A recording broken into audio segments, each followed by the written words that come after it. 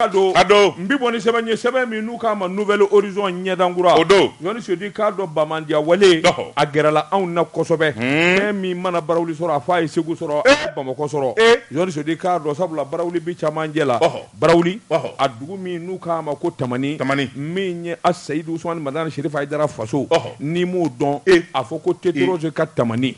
jɔnsi sedu i k'a dɔn ayiwa min ye bamanjuw ye u taru wada tamani na alamisa tɛmɛnen ni ka dugu jɛ juma na jɔnni sodi k'a dɔn tamani ye dugu barikama ye min dawula ka bon kosɛbɛ sabula jɔnsi sodi k'a dɔn cɛba min n'a bɔra tamani hali ka daw ma i b'a dɔn k'a fɔ tamani tɛ dugu gansan ye nka bamanjuw ye labɛn kɛ jɔnni sodi k'a dɔn gendarmerie cɛ fila ka t'olu bɔnɛ u nin na fitiri ni safo cɛ jɔnni sodi k'a dɔn ka laban ka tunu tɛ pelenketew maa si m'u taayɔrɔ dɔn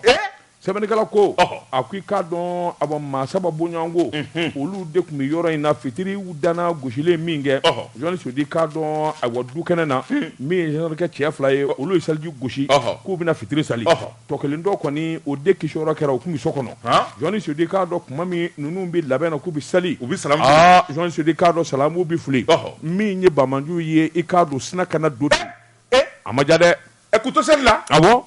jɔnni sodi k'a dɔn o yɔrɔ bɛɛ adijan cɛmɔgɔ kɔnɛ ale tun bɛ poste de contrôle la i k'a dɔn tamani jɔnni sodi k'a dɔn awa ale de kɛra maa ye min kɔni gisira a y'a jira k'a fɔ a tɔ fila u nana mugu yari olu kan k'olu to sali la jɔnni sodi k'a dɔn ale sina k'i bugu ten awa sokɔnɔna na a kɛra u ɲɛna kɔni u nakun ye min ye u y'o bɛɛ fa k'o ban o ɲɛnabɔra u sina k'u kɔda ten wa hali bi n'a kɛ u bɛ taa jɔnni sodi k'a dɔn tuma min ni kunnafoni nana dɔn k'a fɔ attaquement kɛra tamani o yɔrɔnin bɛɛ lajɛlen na jɔnni sodi k'a dɔn sɔrɔsiw u dagayɔrɔ ye segu ye u nana wuli ka jɔ boloda ka bɛnbɛn bɛɛ ta jɔnni sodi k'a dɔn ka mɔmɔni kɛ sɛbɛnnikɛla ko maa ninnu dɔw k'u nana ji fɛ dɔw k'u nana sira fɛ jɔnni sodi k'a dɔn min ye ko ye hali bi n'a ka bi u ma ye sabula u y'u kɔ don maa fila gendarmerie cɛ fila su la maa fila wɛrɛ olu kɔni jogina olu ye tamana gansan ye seku gouverneur jɔnni sodi kuma in mɛn a fɛ a y'i sogo doni o yɔrɔ bɛɛ ni ka tamani sɛgɛrɛ jɔnni sodi k'a dɔn min ye général alassane tarawele a y'a jira k'a fɔ nin kɔni sigi kelen don ka nin kɔnɔ mali fa bɛɛ la digi kelen don bamanji la i k'a don baraka fa faali ba kule min dar'u ka mura o dimi kɔni b'u la hali bi n'a ka bi u bɛ dimi bɔyɔrɔ ɲini jɔnni sodi k'a dɔn cɛ fila min sara jɔnni sodi nin t'a to maa kasiran maa ja ka tigɛ sabula nin kɛlɛ in ye si kɛlɛ de ye jɔnni sodi ni bamanji ma ban dugukolo sanfɛ maliden tɛ lafiya sɔrɔ o tuma a bɛ welewele da kɛ jamanaden bɛɛ lajɛlen la jɔnni sodi k'a dɔn welewele da tɛmɛnen kɔfɛ an delila ka nin fɔ gouverneur ye jɔnni sodi k'a dɔn e ye cɛ ye marifatigi maa fila maa saba o kana maa 80 minɛ ka a jɔ k'u k'a sago ye jɔnni sodi k'a dɔn awa ni saya taama i k'a dɔn ni tolitɔ don sabula jɔnni sodi k'a dɔn n'a ma ɲɛ k'a fɔ n bɛ taa lahara ne bɛ fɛrɛ ka taa lahara nka ni cɛ duman 4 walima cɛ duman 10 bɛ taa ɲɔgɔn fɛ armée tɛ se ka kɛ dugu bɛɛ la à tout moment voilà jɔnni sedu barawuli tamani buwajɛ jɔnni sodi k'a dɔn k'a daminɛ ka taa fo saheli kungo maa o maa bɛ yen n'i ye maliden ye jɔnni sodi k'a dɔn nin bamanju dɔ y'u tɛmɛtɔ ye walima dɔ y'u kibaruya mɛn journaliste walima dɔ bɔra u nɔ na sɛbɛnnikɛla min ye anw yɛrɛ ka kuma ye ka d'a kan n'an ma wuli ka jɔ boloda an ka furanjɛw la ka kɛ cɛ ye ka k'an dama ta sɔrɔdasi ye jɔnni sedu u bɛna mun de don a la a bɛ kɛ dɛ o tuma min ye tabale a gosira sa barawuli n'a lamini na parole na min an ka wuli dɛ ne mɔkɛ ka marifa in bɛ yen jikɔrɔ mugu kɛntigɛla ye ale kɔni n'i ye nɛgɛden da sanfɛ n'i ko tuyi a bɛ cɛ tan bɔ k'a bin ne b'o jɔsɔ ala an bɛ an ka sɛbɛn kuma na ko e mɔkɛ ka marifa mais je t'assure je te parle de la réalité quelle réalité tu me parles quelle réalité mais ni bɛɛ y'i ka donso marifani ta i ka marifa kɔrɔni min bɛ yen k'a jɔsi ka mugu k'a la k'i sigi dimi bɛ don i la jɔnsi sedu bɛna ni marifa de ye dimi tɛ don i la jɔnsi sedu ne bɛ sɛbɛn kuma de la n'i mɔkɛ tun bɛ se o la tubabu t'a minɛ jɔnsi sedu k'a dɔn min ye barawuli ye ka taa bila fo saheli kungo la n'an ma wuli ka jɔ boloda k'an faso kana n'an ma labɛn ka d'a la k'a fɔ ninnu bɛna su walima u bɛna tile don dɔ la u bɛna tulonkɛ k'an na ka taa n'u ye nin mun ye sɛbɛn ye an ye min bɔ nouvelle horizon kɔnɔ ɲɛdankura ne bɛ n tɛgɛ don min bɔ ni sɛbɛn ye an ko min ma le soir de Bamako Basiriba n'o ye Umaru Angoyiba ye an fa to a ma nin y'a ka sɛbɛn ye Umaru Angoyiba ko i bɔra kuma kelen min na o don fɛn min ye Bamanju ye se de bannen b'u ye nina bando de do sabula armée wuli ka jɔ min kɛ ni ka gɛrɛndɛ sigi u dala bamanji caman bɛ minnu ni kɛnɛ karabala o tuma fɛn min ye sabatɔ ye o mago tɛ ko la kɔnɔfaralen mago tɛ ɲɔ ɲalen na bamanju kɔni bi u seko damayira bɛɛ de kɛ sa min bɛ se k'a to u ka dimi sɔɔri jamanadenw na tɛmɛnikɛla ko sibiri don mɛkalo tile 21 san 2022 wuli ka jɔ ani cɛsiri minnu kɛra i jɔ n delila ka nin kangari da i ye quand tu dis l'année a fɔ san 2022 n k'i ma ne karamɔgɔ de y'a fɔ n ye o taa ka di o faamuya ka di n ye nin fɔ a ye ka dɛsɛ a tɛ karamɔgɔ kuma mɛn a bɛ ɲɛ o février kalo tile 5 san 2022 o man di san 2022 c'est tout c'est tout c'est simple comme bon téléphone numéro 76 22 24 24 Uri 14 angle 35 nin de ka di balamuso Keyita de y'a fɔ ne ala ka hinɛ na san o fɔ san fɔ tubabukan na Uri fɔ tubabukan na téléphone numéro di tubabukan na nɛgɛjuru sira 22 25 ça sonne même mal à l'oreille kelen a faamu ka go i b'a fɔ maa min ye n'o b'a faamu Mali kɔnɔ o de ka dɔgɔ hali min ma taa école la i ka nin ban ye tiɲɛ mais je vous ai dit ça n b'a kala k'a kala ka an bɛ to ka ɲinɛ de koyi n segin a kan naga segin a kan a vos ordres sibiri don mɛkalo tile 21 san 2022 merci merci colonel alors colonel qui est colonel et toi Mani ninnu ka sixième colonel sixième colonel je ne le suis pas je ne le suis pas désolé nam sabanikala ko a ko sibiri don mɛkalo tile 21 san 2022 jɛkulu minnu ye wuli ka jɔ ani cɛsiri kɛ olu nana ka na tiɲɛni kɛ yɔrɔ min na o ye tɔnga ye Tɔnbukutu marabolo la sabanikala ko kunnafoni caman y'a jira k'a fɔ fɛn min kɔni ye wuli ka jɔ ani baara min ye n'o kɛra jɛkulu dɔ bɛ yen minnu ye dɔgɔtɔrɔ ye o ye ONG ma o ye u ko min ma Médecins Sans Frontières dugu dɔ bɛ yen n'o ye ONBO ye u ye wuli ka jɔ kɛ tuguni mɛkalo tile 19 san 2022 u taara bi yen fɛnɛ kan sabanikala ko fɛn min olu bolofɛnw ye ni k'o tiɲɛ maa dɔw bɛ yen ni k'olu minɛ sɛbɛnnikɛla ko a ko n'i y'a ta k'a lajɛ waati laban in na kunnafoni fɛnɛ cɛr'u na k'a fɔ fɛn min ye kucalanba in fɛ togolais ani italien maa 3 u ye tɛgɛ da o kan ni ka boli ka taa n'olu ye sɛbɛnnikɛla ko a ko y'o maa minnu minɛ olu ye chrétien mɔriw de ye olu kun dara bato lase la sɛbɛnnikɛla ko a ko n'i y'a ta k'a lajɛ maa dɔw ani kunnafoniw y'a jira k'a fɔ o maa minnu minɛna olu minɛna kursala yɛrɛ a dafɛ dugu dɔ la maa dɔw fɛ n'o ye bamanji ninnu ye sɛbɛnnikɛla ko a ko n'i y'a ta k'a lajɛ fɛn min kɔni ye italikaw olu ka minisiri min n'a b'u ka jamana ni jamana wɛrɛ cɛ koɲɛw ɲɛnabɔ ale yɛrɛ bɔra ka kuma juma tɛmɛnen a ye kɔrɔfɔ caman fɔ fɛn min ye jalaki caman ye a y'o bin ko n'i y'a ta k'a lajɛ fɛn min ye wuli ka jɔ ani baara dɔw kɔni kɛra maa minnu minɛna n'olu ye dɔgɔtɔrɔw ye maa 8 kun minɛna maa 6 bilara a tɔtora maa 2 ye sɛbɛnnikɛla ko a ko n'i y'a ta k'a lajɛ bamanjuw donnen bɛ nin wale in de la i y'a fɔ cogoya min na bɛɛ k'i janto i yɛrɛ la bɛɛ ka kɛ sɔrɔsi ye sabula jɛkulu jugu min bɛ yen n'o ye Al-Qaïda Maghreb Islamique ka fara Umaru Kufa a ka jɛkulu kan u bɛɛ lajɛlen nina bannen de don an bɛ don min ko bi fɛn min y'u fanga ye o bɛ ka ban o tuma min bɛ se k'a to u ka minɛ sɛbɛ la u k'a don jamana la sɔɔni u bi bɔ i b'a fɔ zanni kele ka taa bi dugu kan ka tunu ka bi dugu kan ka tunu o tuma ni dugu bɛɛ m'i labɛn bɛɛ ka labɛn sabati ni juguw nana k'u siri dew k'u di sɔrɔsiw ma mun de bi don an na siga t'o la filɛ nin ye an ye min zalo ka bɔ soir de Bamako kɔnɔ a ka bi bɔli la Josi Seydou kaliya ka maafa ye kɛ n yɛrɛ la ye o ye tiɲɛ ye Josi Seydou n bi bɔ ni sɛbɛn ye sɛbɛn min n'u k'a ma ayiwa Nouvelle Horizon ɲɛdankura a safurula a to a de ko soir de Bamako wula Josi Seydou Bamako wula Laya Jara ko a k'i k'a dɔn awa ɲɛdɔnnenya bi ye ɲɛ de kan Josi Seydou i k'a dɔn cɛbakɔrɔ kan k'i jɔ i jɔyɔrɔ la janko jamana ɲɛmaw u bi jɔyɔrɔ min na bi Josi Seydou i k'a dɔn u man ka keleku u man ka ɲinɛ Josi Seydou i k'a dɔn ayiwa janto n yɛrɛ la o kɔrɔ ko ka di n'i y'i janto i yɛrɛ la a bi kɛ sababu ye Josi Seydou i k'a dɔn lakanako a ka sabati fɛn o fɛn ni pankuru don walima dunan don Josi Seydou n'i ma ɲɛ k'a fɔ i bɛna Mali kɔnɔ n'i bɛna Sana walima dugu la i bɛ ɲininkali de kɛ fɔlɔ ka yamaruya ɲini jamana ɲɛmaaw fɛ Josi Seydou n'o y'i bɔ a la fɛn o fɛn panna ka sɔrɔ yamaruya ma d'i ma Josi Seydou i k'a dɔn Asimu a b'i jigi jubel de b'a Asimu bolo k'a to palais in na maa wɛrɛ tɛ sanfɛla lajɛ a yɛrɛ kɔ dɛ c'est lui même qui regarde mais an ka nin fanga anw mago ɲɛna koyi ala dangani kɛ Mali Jean Tisedou sɛbɛnnikɛla ko a k'i k'a dɔn a wa min ɲɛ ɲɛdɔnya ye o tɛ kɛ Mali la tuguni Assimi Goïta n'a jɛɲɔgɔnw Jean Tisedou k'a dɔn jamana lakanani ani jamana tali bala Jean Tisedou k'a dɔn a bɛ don ko dama dɔ la ka jamana kɛ batɛmɛsira ye o banna Bamakɔ pankuruji kɛnɛ min ye aéroport Modibo Keita ye Jean Tisedou k'a dɔn Senu avion belebele dɔ gaja Jean Tisedou k'a dɔn a sina k'i kari Mali a pankuru a siraw fɛ Jean Tisedou ka espace aérien k'i kari o kɔnɔ yan'a ɲɛ bi dɔn ka Bamakɔ pankuru kɛnɛ sɛgɛrɛ Jean Tisedou k'a dɔn ayiwa ni avion bi labɛn kɛ n'a bi jigin a bi kuma Jean Tisedou k'a dɔn min ye kuma ye o bi tɛmɛ ani tour de contrôle ni ɲɔgɔn cɛ alors vol tant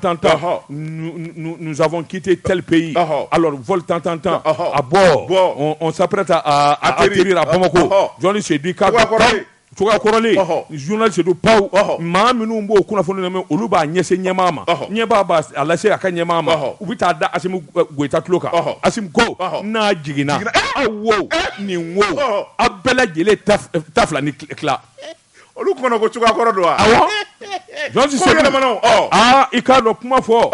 ayi a y'a fɔ a ye ko MINUSMA ka cɛdenw don wa MINUSMA gansan tɛ ko min ye Sénégalikaw ka sɔrɔdasiw de don olu wɔlɔfɔw don minnu bɛ MINUSMA baara la ɛlɛ ni i k'a dɔn dɔw kun fara dɔw kun dara sɛgɛn lafiyabɔ la minnu nana bila olu nɔ na o de ye nin ye Assimi i k'a dɔn wa u ye min fɔ u ye nin ye a y'a f'u ye MINUSMA ko yɛrɛ de tɛ sɛgɛnna bilen o janko maa ka jigin Mali kɔnɔ pankuru dunan de tɛ jigiya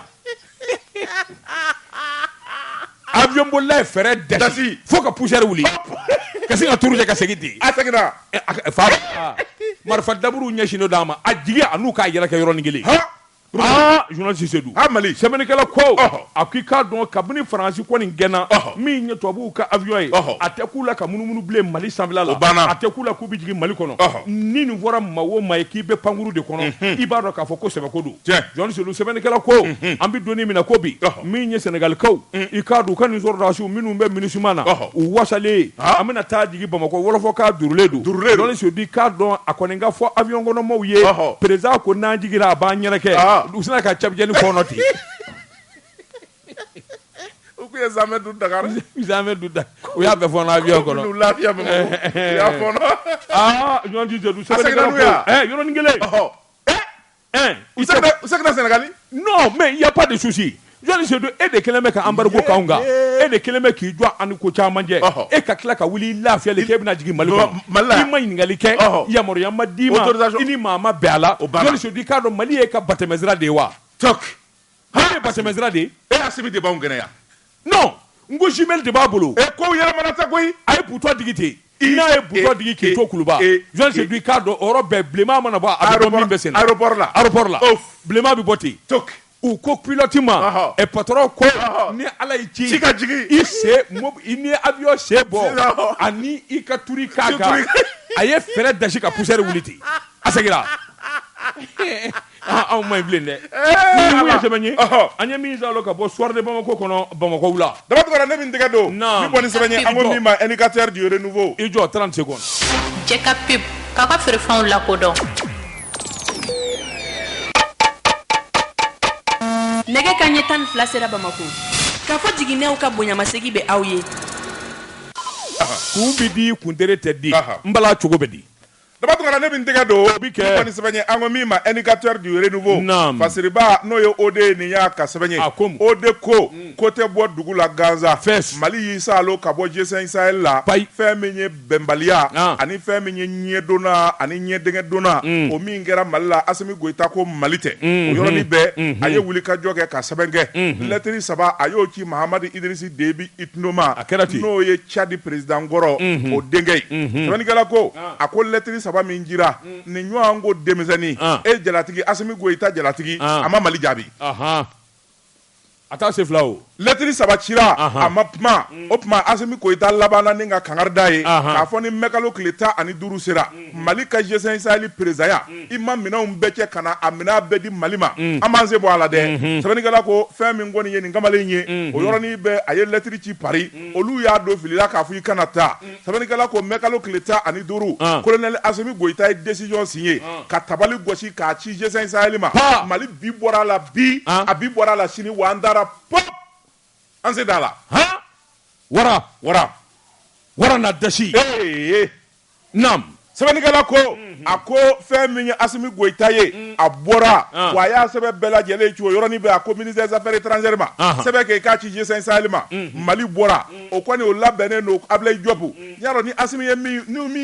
ye min fɔ k'o ka kɛ sɔgɔma wula fɛ b'a sɔrɔ ale y'o kɛ sɛbɛnnikɛla ko o yɔrɔnin bɛɛ a ye lettre ci G5 Sahel ya président ma n'o ye Mahamadu Idriss Déby ye sɛbɛn yelen a fɛ a y'a dɔn k'a fɔ ko in kɛra sɛbɛn ye sɛbɛnnikɛla ko fɛn min ye o dugusɛjɛ ani tile filanan a yɛrɛ daminɛ a labanna ka lettre ci Asimi Goyita ma a lɛni ko a bɛ Mali deli ko an ka kɛ Ala ni kira kama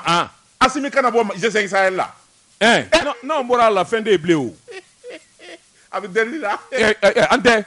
ko a bɛ Asimi Goyita deli a k'a kɛ Ala jati yɛrɛ de kama G5 Sahel an kana bɔ a la an y'a haramu de k'a da mankan kɔlɔn kɔnɔ walayi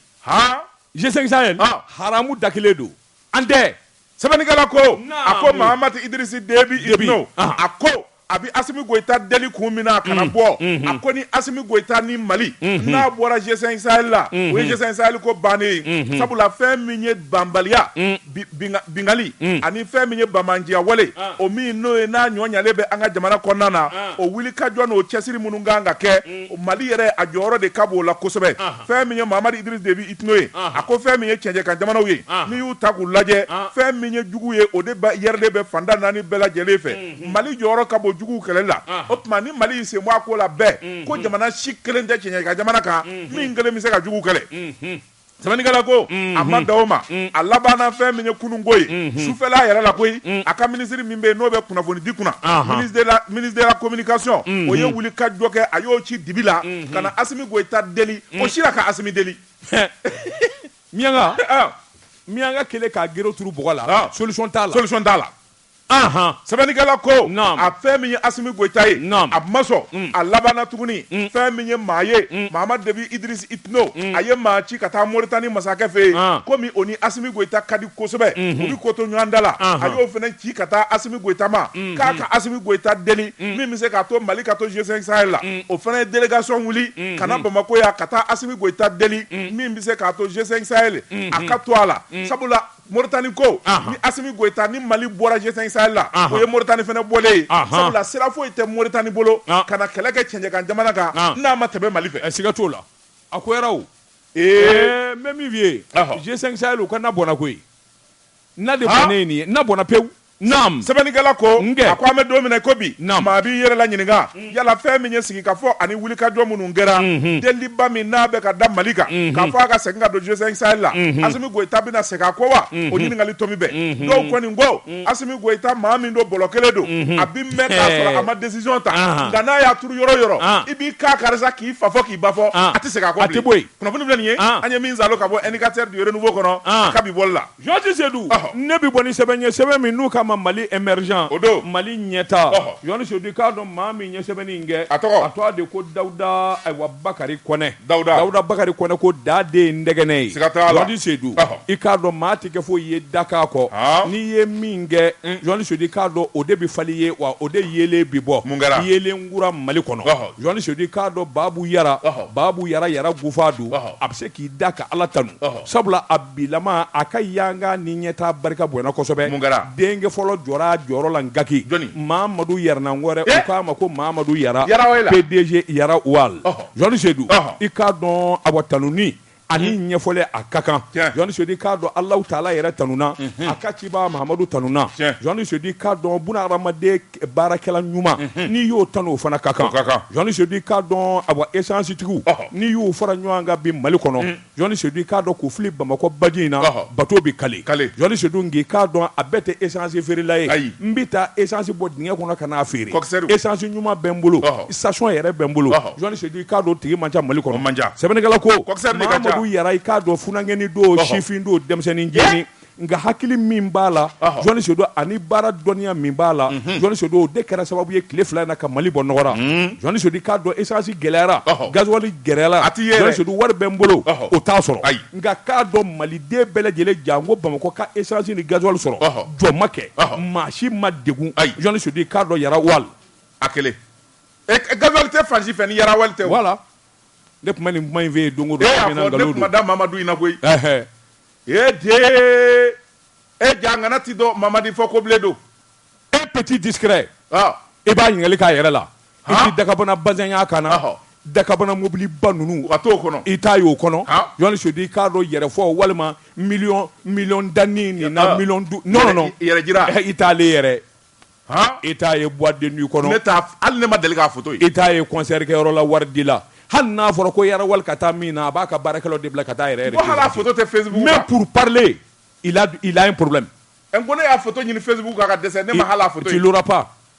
photo bɛ maa min bolo n kelen don a photo bɛ ne de bolo awɔ mago b'a la n y'a wolo de n den de don o mago bɛ photo la Babu yɛrɛ ka denkɛ fɔlɔ Mahamadu Yoni Sodi k'i k'a dɔn awɔ tile fila in na pétrole ani gasoil gɛlɛyara Yoni Sodi k'a dɔn mobili ba kelen de bɛ taa jɔ k'ara kɛ yarawali la Yoni Sodi k'a dɔn kunde b'a la sabula min ye essence gɛlɛya ye Yoni Sodi k'a dɔn a bɛ jamana fa bɛɛ lajɛlen la nin kamalen i b'a fɔ a y'a dɔn de k'a fɔ don dɔ bɛ na ne ka jamana u mago bɛ na jɔ gasoil ni essence la bondo baw Yoni Sodi k'a dɔn fa bɛɛ lajɛlen la a dɛsɛ tɛ Yoni Sodi ka wuli ka jɔ bolo da ka kɔn n'i kalanna Yoni Sodi n'i ye ko dɔn n'i ye ko ɲɛɲini k'a ɲɛdɔn Yoni Sodi k'a dɔn a minɛcogo tɛ kamana gan yarawaliw de kɛra sababu ye ka Bamakɔ ka dépanner Yoni Sodi k'a dɔn an dara jɔ hara la tile bɔ ka taa se fo wula ma Yoni Sodi bɛ se k'a fɔ maa de ka ca nka maa sɔrɔ o kuma tɛ Yoni Sodi k'a dɔn ni turu ser'i ma i bɛ fa lewu wa min ye a sɔngɔ ye k'a fɔ dakabana sɔngɔ de yɛlɛla kan o kuma tɛ Yoni Sodi k'a dɔn wa k'a fɔ essence kolo don walima gasoil ko o fana tɛ Yoni Sodi k'a dɔn qualité don a ko yarawali min ye Mahamadu Yara nin denmisɛnnin ncinin ni min sera ka nin baara kɛ jamana ye ni min sera ka son secret il a étudié mais le gars là il m'étonne il me surprend tous les jours il doit pas te surprendre dis-moi pourquoi il a bac plus 8 il a bac plus 8 bon Mahamadu y'a ka kala kɛ Londres de fa in y'a bila ka taa kala de kɛ Londres le jour il a fini ses études a ko baba nana arabu jamana dɔ bɛ yen olu y'a wele k'u b'a ta baara la il est payé à 3 millions par mois a ma wuli ka taa ye ayi a ko n fa sɛgɛnna Babu sɛgɛnna a ye kɛlɛ kɛ a ye wuli ka jɔ caman kɛ a kɔrɔla n bɛna n jɔ n jɔyɔrɔ la Babu ye ne wele n ko Babu i ka weleli cayara sa ne t'e fa fɛ bilen n bɛ Mamadu fa fɛ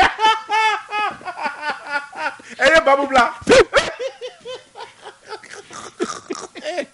Jean Seydou i k'a dɔn ayiwa min ye yarawali ye i k'a dɔn baara caman bɛ yen min ye mobile shop Yoni Sodi k'a dɔn balo dumuni fɛn o fɛn n'i b'a ɲini o bitigibaw fana dayɛlɛlen bɛ Yoni Sodi k'a dɔn i bɛ essence ta lafiya la ni ka laban ka don magasin baw kɔnɔ minɛn min ka di ye k'o ta mobile entretien k'a ko k'a jɛ olu bɛ yen Yoni Sodi n'o m'i ja n t'a fɛ ka wari yaala ni wari in ko ka taa essence ta u ka carte bɛ yen Yoni Sodi k'a dɔn i mana carte ta n'a y'i ja essence walima gasoil litre million kelen o sɛbɛnnen don a la Yoni Sodi k'a dɔn i bɛna ta cogo min ka di ye a ko i k'a dɔn maa min ye nin hakilina in sɔrɔ jamana kɔnɔ i k'a dɔn Mahamadu Yara don Mahamadu Yara a ko funankɛni don min y'a ka denmisɛnya bɛɛ lajɛlen kɛ kala la ani ko ɲɛɲini na Yoni Sodi k'a dɔn n'a fɔra an ka tubabukan fɔ ka anglais fɔ ka espagnol fɔ Yoni Sodi k'a dɔn a bɛ nin de wɔrɔ i ko tiga wa a ma ɲinɛ koyi fa in y'a lamɔ cogo min na min ye ayiwa filakan ye Yoni Sodi a b'o fana mɛn ka tɛmɛ diɲɛ fɛn bɛɛ kan a bɛ marakakan mɛn ka tɛmɛ diɲɛ fɛn bɛɛ kan wa n y'a mɛn ko a bɛ maaw bonya dɛ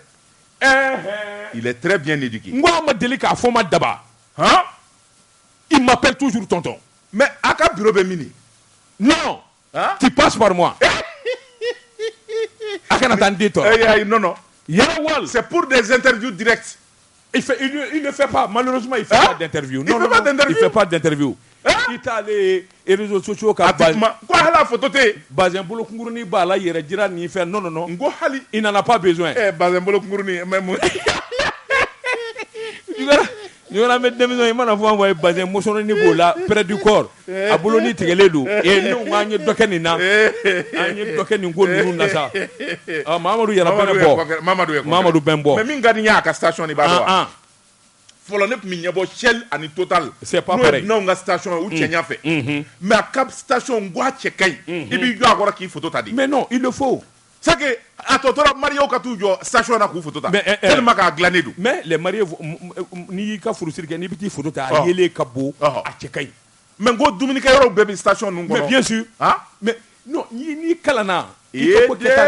Mali ka kota tɛ kelen ko maliden dɔ ta o ye oui mais c'est une fierté nationale Mamadou Yara ni mun ye sɛbɛn ye an ye min bɔ Mali émergent kɔnɔ a ka bi bɔli la dama ne bɛ n tɛgɛ don min bɔ ni sɛbɛn ye an ko min ma info matin sɔgɔmada la kunnafoni n'o ye la rédaction ye ni y'u ka sɛbɛn ye u ko ni ko min kɛcogo man ɲɛ a lakali cogo ti ɲɛ a ko an ka taa politique bunna k'u kan Sumelu Bube Mayiga ala k'a hinɛ Dankɔrɔba Taare Nɔngɔma a ka parti o de ye Asuma CFB ye u ye sɛbɛnni kɛ u ko fɛn min ye Sumelu Bube Mayiga a fatulen kɔfɛ olu nana kɔlɔsi kɛ ani ka jateminɛ kɛ u hakilina ye min ye Sumelu Bube Mayiga a ka ko la a n'a fatuli cogoya la u bɛn'o da jamanadenw tulo kan u ko fɛn min ye parti ye a bi bɛɛ lajɛlen fo maa minnu ye wulikajɔ ani cɛsiri ni jija kɛ k'u dɛmɛ u ka tɔɔrɔ la Dankɔrɔba kɔni ale y'i senbɔ kow la Sumelu Bube Mayiga min kun ye ŋanaba ye farikolo ɲɛnajɛ ani kunnafoni di syndicalisiya ani politiki bunna k'u kan minnu ye cɛsiri ani wulikajɔ caman kɛ jamana kɔnɔna na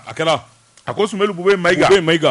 maa min n'a ye démocratie ko in kɛlɛ kɛ Baba Musa ka fanga k'a kɛlɛ fɛn min ye jamanadenw ye u ka lafiya Mali ka taabolo kura sɔrɔ Sumelu Bube Mayiga a y'o kɛlɛ kɛ ni k'o s'a dan na sɛbɛnnikɛla ko a ka fatuli a k'o de ye jamana a ka bunɛba de ye sabula Sumelu Bube Mayiga faso kanuna kun don a ye wulikajɔ ani cɛsiri bɛɛ lajɛlen kɛ jamana in ye nka Ala nana kɛ sariyatigiw nana ka n'u bolo bɔ a nɔfɛ utukalo tile 26 san 2021 u taara ka taa bila bomba la sɛbɛnnikɛla ko k'a ta o don la ka n'a bila a ka fatuli la Sumelu Bube Mayiga kɔni a ma lafiya sɔrɔ waati kɛra fɛn min kɔni ye Sumelu Bube Mayiga ye a kun bilalen bɛ kasobo min kɔnɔ maa 80 a n'olu de kun sogololen bɛ ɲɔgɔn kan so kelen kɔnɔ datugulen bɛ dewu hali fenɛtiri t'a la sɛbɛnnikɛla ko a ko n'i y'a ta ka lajɛ Sumelu Bube Mayiga maa koloma don maa belebele don maa min n'a ye ko bɛɛ lajɛlen kɛ jamana in ye a bɛ se ka lafiya cogo min na nka o kɛra waati min na ko y'a sɔrɔ Sumelu Bube Mayiga a kun ye wulikajɔ ni cɛsiriw daminɛ a kun b'a fɛ ka kɛ candidat ye dugu caman bɛ yen a yɛrɛ taara ka taa foli bila yen dugudenw na yala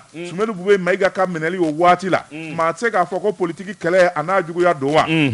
sɛbɛnnikɛla ko a ko fɛn min ye Sumelu Bube Mayiga ye hali a minɛlen kɔfɛ waati min ni bana in nana juguya kunnafoni caman jaruna fantan 4 bɛɛ lajɛlen fɛ k'a fɔ a man kɛnɛ a kan ka furakɛ o yɔrɔnin jamana kɔni y'a ta ka taa bila kiliniki la ni k'a furakɛ jamana wari la nka dɔgɔtɔrɔw nana jira k'a fɔ bana juguyalen bɛ ka se hakɛ min na a ti ɲa fɔ Sumelu Bube Mayiga yɛrɛ sɛbɛn ka d'a kan a ka bɔ ka taa furakɛ jamana wɛrɛ la jamana min n'o ye kɔkan jamana ye Faransi de kun fɔra sɛbɛnnikɛla ko a ko fɛn min ye dɔgɔtɔrɔ wɛrɛw ye u ko min ma contre expertise olu nana ka na larawe tuguni k'a lajɛ olu y'o kuma kelen fɔ k'a fɔ a kan ka bɔ jamana kɔ kan sɛbɛnnikɛla ko fɛn min ye jamana marabaaw ye u ma kala dɔw ɲini na ka sɔgɔbɛ ka bɛn n'a ye fo Ala nana kɛ Sumelu Bube Mayiga a nana fatu kiliniki la Bamako o tuma olu ka yeta la Sumelu Bube Mayiga u y'u mago bɔ a la de wala u y'a lawuli a kama k'a ni bana to ɲɔgɔn na k'a sɔrɔ fɛn min ye plateau technique ye dɔgɔtɔrɔ minnu n'olu jɔlen bɛ mansin minnu kan k'a furakɛ fura minnu kan ka d'a la ni sɛgɛsɛgɛli minnu kan ka kɛ o bɛna tɛ Mali la o tuma banni gɛli ka Sumelu bila ka taa Faransi jamana kan a ka taa furakɛ k'o ye janfaba de ye aw ye lawuli nkama de ye o de kɛra sababu ye Sumelu Bube Mayiga n'a fatura o tuma k'olu bɛna labɛn kɛ joona u b'a laɲini enquête de ka dayɛlɛ u ko min ma enquête indépendante maa minnu bɛ n'u da tɛ politiki kuma na maa minnu bɛ n'olu tɛ fanga maa ye olu kana enquête kɛ a ɲɛ ka ɲini Sumelu Bube Mayiga a sacogo a n'a sakun ka ɲini ka dɔn wa k'u labɛnnen bɛ diɲɛ kiriso minnu bɛ n'olu bɛ se ka ko in senni ka da a s'a dan na k'u bɛ taa ko da bɔgɔ jɛnen ka ye f'u sago de ka sɔrɔ fali min kɛra maa min b'a ju la k'o fana ka ɲagi kunnafoni filɛ nin ye an ye min zalo ka bɔ info matin kɔnɔ bureau exécutif national Asuma CFB olu ka sɛbɛn don a f'u ye u k'u ka politiki kɛ min ye Bube ye sɔrɔ latigɛ don Ala latigɛ de y'a sɔrɔ maanifin i ti sa abada k'i si tɔ to san 67 alors maa ti sa k'i si tɔ to ni sa kuma sera i bɛ sa Bube ye Ala de sera a ma u kana taa ni nin ko in yɔrɔsi kana ko wɛrɛ wuli jamana in kɔnɔ elɛ ni Bube an ka dugawu kɛ Ala ka hinɛ na ka yafa k'a ma c'est tout enquête ka kɛ sa e bɛ enquête kɛ jɔni na i yɛrɛ la Bube était malade il était vraiment malade il était malade nka a tun bɛ se ka kisi n'a kun dara il pouvait vivre une année de plus dɔgɔtɔrɔw tɛ sa o bɛ sa plateau technique bi jamana min na maa tɛ sa yan bon ben écoutez soyons sérieux il faut pas remuer le couteau dans la plaie a banna a sara Ala k'a hinɛ ka yafa k'a ma c'était un bon patriote oui ça on ne le lit pas mais nin ka ite politique fana n'a ka danganiyaw don dɛ politique foyi tɛ yen il faut une réparation politique réparation bon o ye tubabukan ye ne tɛ min i to kɛ n ka tezara premier mi ne bɛ n tɛgɛ don bi kɛ ni sɛbɛn ye an ko min ma le 22 septembre yɛlɛma hɔrɔnya don Fasiriba n'o ye la rédaction ye nin y'u ka sɛbɛn ye u ko mun a ko an ka taa SMTD la o ye mun ye Société Malienne de Transmission et de Diffusion n'a y'i ja a fɔ centre émetteur kɔrɔ sɛbɛnnikɛla ko a ko cakɛda in ani wari tɛmu de kun kalansolen bɛ ɲɔgɔn na nka fɛn min ye jamana marabaw ye u nana wuli ka jɔ kɛ ni ka fara ka bɔ ɲɔgɔn na k'a kɛ cakɛda ye ni ka nikurafiya la o kɛra septembre kalo tile 30 san 2015 u ko min ma ordonnance numéro 2015 037 PRM min dara octobre kalo tile 2 san 2015 sɛbɛnnikɛla ko SMTD a kɛra cakɛda nɔrɔma ye a wuli ka jɔ n'a cɛsiri n'a ka baaraw a bɛɛ lajɛlen sabatilen bɛ sariyakɛsaw ni danganiya fɛ cakɛda in yɛrɛ a jabala belebeleba o nana kɛ so lahawta ye min jɔden bɛ zone aéroportière la ka ɲɛsin Mali météo ma n'i bɛ taa aéroport la a b'i numan fɛ ah oui d'accord je vois SMTD sɛbɛnnikɛla ko SMTD cakɛda in kɔni fɛn min ye sɛgɛsɛgɛlikɛlaw ye ani wulikajɔ ani nafolo dunkojuguya kɛlɛbaw olu taar'u bolo da cakɛda in ka ŋami fɛn min ye nafolo ye Mali nafolo k'a buruja CFA wari miliyɔn 135 bureau du vérificateur général ko o ɲɛma tununa a ko n'i y'a ta k'a lajɛ o kɛra tile min na o ye san 2017 2018 2019 ka n'a bila 2020 na fo ka se février 2021 ma sɛbɛnnikɛla ko o kɛra directeur min tile la o de ye Ismaïla Togola ye Ismaïla Togola a ko n'i y'a ta k'a lajɛ ma famille d'abord ma do sabula fɛn min ye Karimu Keita maa caman y'a jira k'a fɔ teri kun don wa fɛn min ye denbaya ye n'o ye jamanakuntigi kɔrɔ ka denbaya olu ka maasɔrɔ nali donni don sɛbɛnnikɛla ko a ko fɛn min ye jamanako ye o ti jateminɛ wulikajɔ ani kɔlɔsiw de kɛra bureau du vérificateur général a nana cakɛda yɛrɛ lajɛ nafolo ko bi don da minnu fɛ baara minnu kalifara la k'a fɔ ka kɛ yala baara ninnu bi cogo jumɛn na minɛn minnu b'u bolo u y'o bɛɛ kɔlɔsi an'u bi wuli kajɔ min kɛ n'o ye prestation de service ye nin bɛɛ lajɛlen de jateminɛna sɛbɛnnikɛla ko sɛgɛsɛgɛli ani laraweli daminɛlen kɔfɛ fɛn min ye bureau du vérificateur général ye a nana ye k'a fɔ fɛn min ye wuli kajɔ minnu kun kan ka kɛ ani cɛsiri minnu kun kan ka kɛ n'o kun kan ka kɛ nafa ye ka bila jamana yɛrɛ ka tunɔna n'o ma kɛ u k'o de ma fɛn min ye manka a gagné CFA wari miliyari 1 a n'a kunkan fɛ u y'u sigi suma de la k'u taatɔ lajɛ woyo fɛ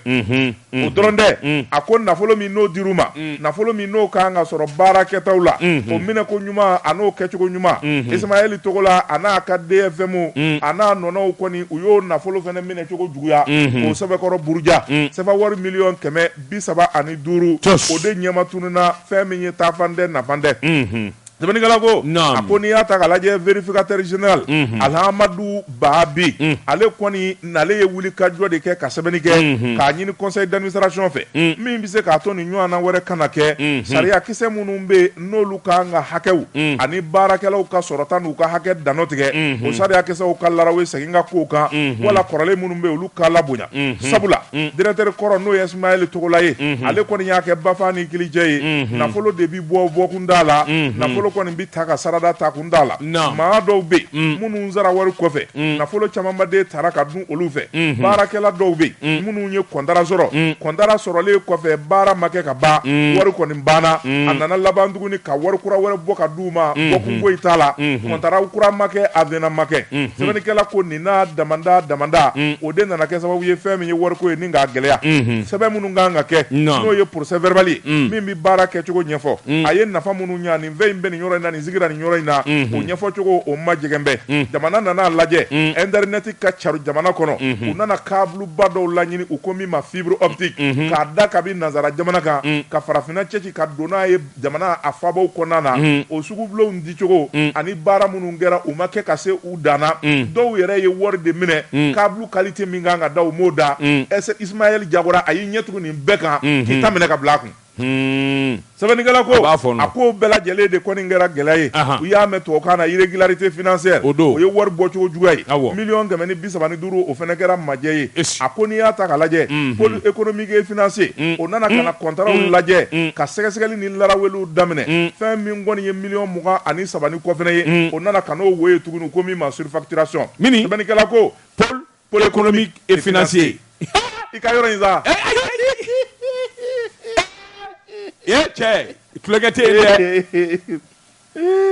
n'i ye ko kɛ jamana kɔnɔ walima ko sɛmɛn'i na jamana kɔnɔ san 10 san 40 pôle économique bɛ bɔ n ko subaw de don olu ye subaw de ye subaw do dɛ la hawla sɛbɛnnikɛla ko a ko a ma da o dɔrɔn ma ko maa dɔw bɛ yan monsieur Tunkara monsieur Daba Tunkara ne ko oui ko c'est le pôle économique et financier c'est le commissaire c'est le commissaire ayi Kɔnɛ commissaire Kɔnɛ awɔ e b'o dɔn commissaire Tunkara commissaire bɛ Mali la ko n tɛ min dɔn e b'a bɛɛ dɔn c'est le commissaire Kone. Alors, c'est par rapport à un chèque qu'on vous a donné au temps de Bakary Togola. Chèque BNDA. Chèque n'a pas APECAM. À l'APECAM. Ne ko chèque ne ko ni service jumɛn do ko pôle économique. Téléphone bɔra ka bin ne bolo fɔlɔ. I jobi la o. E tɛ bɛ ka interview la. Ne ko ngo vraiment mais il y a des graves. Oui, mais non, voilà, il y a rien de. C'est-à-dire que. Comment ça s'est passé? Ne tara. Itara. Misa abolo. Ne tita de. Ndita koui. Ne tita de. Moi, je n'ai fait que communiquer. Je n'ai fait que donner des informations par rapport à ça. Il y a interview que. J'ai fait des interviews. J'ai passé sur les radios. Il y a divisé. Wariminganga Saranye. Ou Saranye. Aflani. Mais va dire ça à l'enquêteur. Ne tita. Ngaje on ngane radio kuma yi ni ndela na don radio kuma yi palawudi ko ne ma ko ne bulla jate yere la ay o tewu ngaje am journal kala na do le ba sore i magara dola o tambe ke juge wal ma commissariat o bisingi malo bati o bi ne dro ki ka wo wala ite ala ne miri ni mbela ne ko ala ka ni slamo kiji nam sebeni gala ko a ko SMTD la Ismaïla Diawara directeur kɔrɔ Ismaïla Togola directeur kɔrɔ tile la fɛn min kɔni ye maa dɔw ye minnu ye baara kɛ baara wari saralen kɔfɛ ka tila ka laban ka tɔnɔ d'u ma kunden nɛnda la a y'o fana kɛ safa wari miliyɔn 23 o taar'o la a ko n'i y'a ta k'a lajɛ dɔw tun ye kan ka wari dɔw sara a ye a sina ka muru ta dɛ ka dɔ tigɛ ka bɔ wari sarata la k'a fɔ aw ka nin sara a ye nin to yen o damanda o kɛra jɔnforo ye sɛbɛnnikɛla ko a ko n'i y'a ta k'a lajɛ o fɛnɛ damanda n'i y'o fara ɲɔgɔn kan o taar'i jɔ miliyɔn 85 la min bɛɛ lajɛlen kɛra majɛ ye o tuma fɛn min ye vérificateur général ye a ma da ko in ma koyi n'i y'a mɛn dénonciation au pôle économique a y'o de kɛ a tilalen a ka rapport la a ye rapport kɔni jɛru diɲɛ fan bɛɛ lajɛlen fɛ ka laban ka dossier di pôle économique ma siga t'a la fali bɛna ye sange kɔrɔ tile 2 in na sabula fɛn min ye directeur kɔrɔ n'a ka maa minnu bɛ n'olu kɛra sababu ye ka nin tiɲɛniba in kɛ fɛn min ye ŋunuŋunu ye ale de bɛ ɲagaɲaga lawuli sɛbɛnnikɛla ko u ni sariyatigiw bɛna ɲɔgɔn ye nka san'o cɛ fɛn min ye bureau du vérificateur général ye recommandation minnu kɛ cakɛda in ni kura ka fiyɛ la a ka kɛ cakɛda koloma ye o baaraw daminɛna directeur kura min n'o sigira cɛmancɛla fanga fɛ n'o ye Cheikh Umaru Tarawele ale kɔni ye funankɛni ye min ni galabu b'a la jamana kanu b'a la a nafura dama kana bila bila a kɛlen bɛ ka cakɛda in wuli k'a jɔ kelen ka maakuraw ta kana min bɛ se k'a to jamana ka nafa olu bɛ se ka bonya tabarikala kunnafoni filɛ nin ye an ye min zalo ka bɔ 22 septembre kɔnɔ a ka bi bɔli la Jean Sedou n bɛ bɔ ni sɛbɛn ye sɛbɛn min n'u k'a ma la sirène o don Jean Sedou yanni sɔɔni jɛ siga kɔni d'a la tile 9 dama i b'a jateminɛ k'a daminɛ bi yanni tile 9 cɛ Jean Sedou k'a dɔn ni terrain ma mankan bɔ Bamakɔ ni Kayi ni ɲɔgɔn cɛ Jean Sedou i na kɛnɛbaw kɔni ye ani baara belebelebaw Jean Sedou ala Mali terrain Mali la a kana kɛ cɛ in da ɲɔgɔnna ye dɛ bon je te donne 9 jours an t'a kɛ 9 mois ye 9 jours n ko cɛ in ye nin ɲɔgɔnna kan na yan sa donc u ye n bamanan don terrain min kɔnɔ ka taa Kayi sa ministre Habi a tɔgɔ yɛrɛ ministre Sumana Mori de do wa ayi Sumana Mori Baba Mulayi ministre jɛman in de do jɛman in Blofeld Bay non i bɛ ka tile la non il y avait des a ye vagons peinture ya ka moteur kɔrɔw k'olu pɛndiri ka gasoil ni essence kɛ k'o sigi terrain la su kelen ni tile fila u bɛ ka taa Kayi u ma se bamanan kɔni Ala ka hinɛ na kabini bamanan nan'o la kabini bamanan nan'o la a k'a ma sɔn abada Baba Mulayi Georges Sedou Ala k'a kisi o ɲɔgɔn ma tɛ kelen ye sɛbɛnnikɛla ko a ko terrain mankan bi bɔ bɛn kɛra ka ni maa minnu ni ɲɔgɔn cɛ Georges Sedou o ye Russie jamana de ye minisiri min bi taama kunna Madinɛ Georges Sedou k'a dɔn a sɔnkun kɛlen don a ma bɛnkan kun bɛ Mali ani cakɛda min ni ɲɔgɔn cɛ Faransikaw ka cakɛda u ko min ma ko Bolloré yɛrɛ nacogo jamana kɔnɔ ŋanamu ani faamaw ka dengɛrɛfɛ o de kɛra sababu ye Bolloré a da ka don Mali ko caman na Mali yɛrɛ dama tɛ koyi farafinna bɛɛ Georges Sedou nka Bolloré k'u ni bɔra a la k'u da bɔ a la nbelengete fɛn di sar'u la u tɛna fɛn kɛ bilen Madinɛ y'o kɛ yɔrɔnin kelen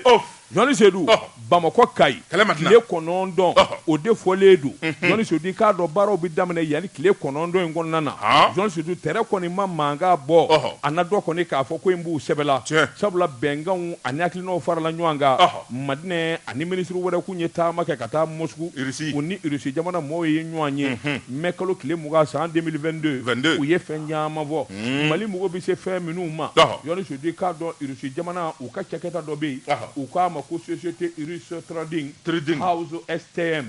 Georges Sedou k'a dɔn olu ka baara ye bolimafɛnko de ye Russie jamana na Georges Sedou k'a dɔn terrainko min ye bolifɛn girimanw ye Georges Sedou nin cakɛda in ka baara bɛnnen don ma u ni cakɛda in sigira ka kuma Georges Sedou k'a dɔn fɛn o fɛn kan ka don Mali terrainko la janko ka bɔ Bamakɔ ka taa Kayi kasɛgi la a ɲuman na Georges Sedou k'a dɔn arayi o lariwele i k'a dɔn terrain ngolo Georges Sedou k'a dɔn courant bɛ min boli courant awɔ courant bɛ min boli min bi boli ni fɛn wɛrɛ ye o Georges Sedou u ye nin bɛɛ lajɛlen de fɔ ka bɛn a la Georges Sedou k'a dɔn min ye wagon u k'o de ma tubabukan na wagon électrique Georges Sedou k'a dɔn caman de ye ani a masinmafɛnw a bi boli fɛn minnu kan n'o ye arayi ye Georges Sedou k'a dɔn u ye nin bɛɛ lajɛlen fɔ ni ka a lariwe awa ka taa bɛn a bɛɛ lajɛlen la ngaki Bolloré i k'a dɔn a fɔlen ko chemin de fer bɛ feere ale niyɔrɔba tun b'a la Georges Sedou k'a dɔn chemin de fer defuradama u ma gɛlɛya don o don bi jigin dingɛ kɔnɔ foyi ma dilan Sedou foyi ma se ka dilan waati kɛra a fɔra ko ayiwa min ye Chinois ye olu yɛrɛ bolo bɛna don a la Georges Sedou o bɛɛ lajɛlen kɛra nkalon ye sɛbɛnnikɛla ko min kɔni ye tiɲɛ ye Russie jamana Georges Sedou k'a dɔn Russie tɛ tulonkɛ cogo min n'u ye fɛn o fɛn layidu ta u b'o timɛ Georges Sedou k'a dɔn Mali faamaw kɔni u ni Russie jamana bɛnn'a kan terrainko kɔni i k'a dɔn a gɛlɛya nin y'a ɲɛnen ye sa koyi sabula min ye tile 9 ye o de bolo dalen don ka baaraw daminɛ terrain ka se ka wuli ka bɔ Bamakɔ ni ka ti i n'u fori ngi ɲininka Kayi taa kasɛgi la weekend o weekend sa Georges Sedou k'a dɔn an bɛ taa cɛbijɛni don Bahame fɛ yen ni Ala sɔnna nka baara bɛ dɛ minnu y'u ka so jɔ terrain sira la ka arayi yɛrɛ baare don a bɛɛ karitɔ don i tɛna ye da bɛ jala la dɛ maaw ka nafolo kasarali kana to k'a fɔ dɛ mais a fɔr'u ye kabini a kuma dɛ walima u ka sirakura bɔ terrain ka sirakura bɔ o bɛ bɔ min ayiwa e de y'a kuma fɔ terrain bɛ boli goudron nɔ la wa ayiwa a kuma a bɛ taa mini a sirakɔrɔ fɛ kɛ n'o kɛra o minnu ka so bɛ yen a bɛ kɛ cogo di n ko dɔw yɛrɛ yɛrɛ nɛgɛ wuli ka bɔ yen ka u ka terrain sira bɛ tɛmɛ u ka dukɛnɛ cɛmancɛ u ka salon fɛ i y'a dɔn kɔni i ye lalumaya kɛ o ye lalumaya de ye Georges Sedou faso ka fɛn ye min ye a mɛn o mɛn don dɔ la a bɛ ku i la Asimi anw ka garibu warini k'an débrouiller ka wari ɲini dɔɔni san mugan baara ka sonin kelen jɔ i k'a dɔn kɔ dawolo la u y'a kari a ma kari fɔlɔ n'an bɛ terrain ma ta la kabini bi fosi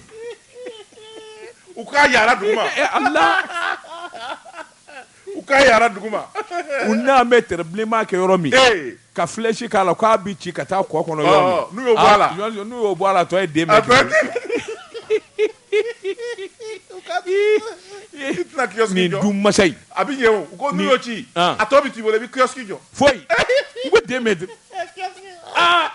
i bɛ nɛgɛ guwani de jɔ yen k'i sigi yen ne ka mɔgɔ ye n wele ko dɔw n'an bɛ fɛn ci so kan dɛ ne bolila ka na fo ne bɛ yɛrɛ ne ko patron k'a kɛra cogo u ko cɛ a bɛ ci de koyi jamana don a bɛ ci ne ko jɔn min n'a ci ko jamana n ko a kuran fɛ a bɛ ci ngo na ako minnu bi kɛrɛda la daba bi kuma e de y'a daba kɛlɛ kɛ ngo ne tɛ se maa tɛ ka faso kɛlɛ koyi n'a fɔra k'a bi ci ni po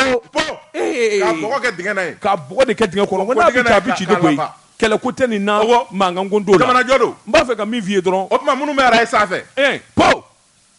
bilahi lezi n ko étage b'a la ne ka yɔrɔ ye jumɛn étage tɛ yan étage 50 sur 40 cok san 20 n ye wari min don a la n t'a da dɔn fɔ fɔ bi sɔrɔ a bɛ jɛden ka gɛrɛ e ka soubassement yɛrɛ bi maa kunna ma bɔ moi j'ai mis 10 millions soubassement la parce que a tun bɛ dingɛ de kɔnɔ u ko b'a walo kɛlɛ t'a la mankan tɛ u k'a ci paw nisɔn ɲuman ba in c'est l'état fo n'u hinɛna ka wari dɔ di yan wari dɔɔni bi d'i ma voilà u ka hinɛna k'o bugu de nka u kana u k'o bugu wari tɛ jamana kɔnɔ n'o tɛ kɛlɛ t'a la o réduction du train de vie de l'état mais moi je ne suis pas l'état je suis un griot merde